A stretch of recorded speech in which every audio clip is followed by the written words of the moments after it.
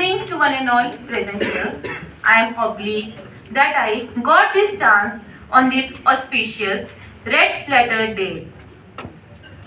I, Pallavi Sharma, student of LLB 3 years first semester, going to speak on the topic protection and rights afforded to marginalized groups such as women and religious minorities. As the largest democracy in the world, Indian polity waves immense diversity into the fabric of civilization, ethos of tolerance, respect, and mutual understanding. India is a home to 1.2 billion people, which includes all the minority and majority communities and marginalized groups. Marginalized people are the people who are treated as a group of unimportant, insignificant. They are treated such a way because of various factors of society, and our constitution deals very beautifully with it. Now, I would like to throw some light on social conditions of women. Discrimination between men and women is of historical value observed all over the world, mostly in the developing countries.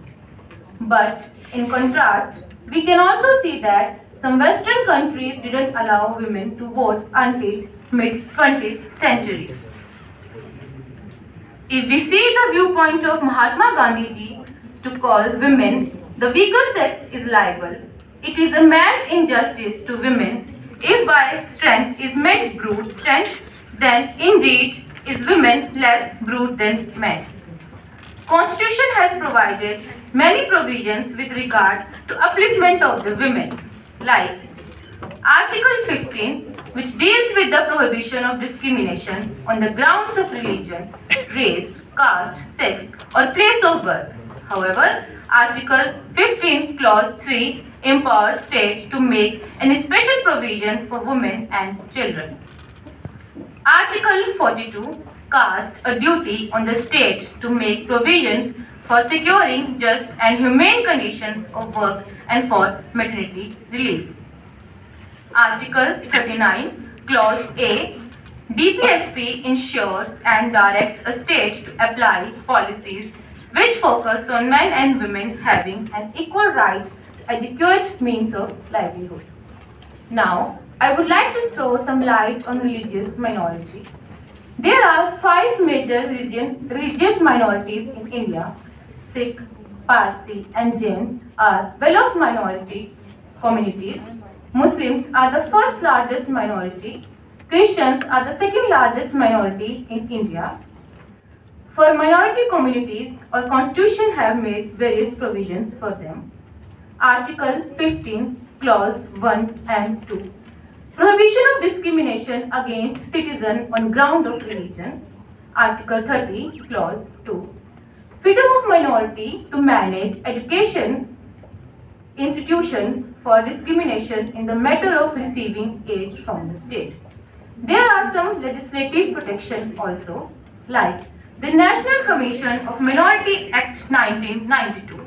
This act led to the foundation of National Commission on the Minorities by the Union Government. There are some executive privileges are also there. In addition to all these, the central government gives many special privileges to minorities through its various departments. The Ministry of External Affairs deals with matters relating to Hajj Committee. There are many government schemes like Naya Savera, free coaching and allied schemes which aims to enhance the skills and knowledge of candidates from minority.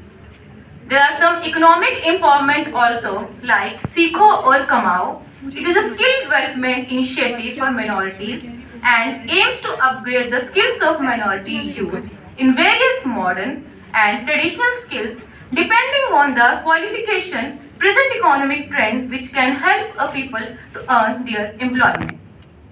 The most important protection under Part 17, that is official language, Article 347 provides special provision relating to the language spoken by a section of a population. Article 350 Clause B provision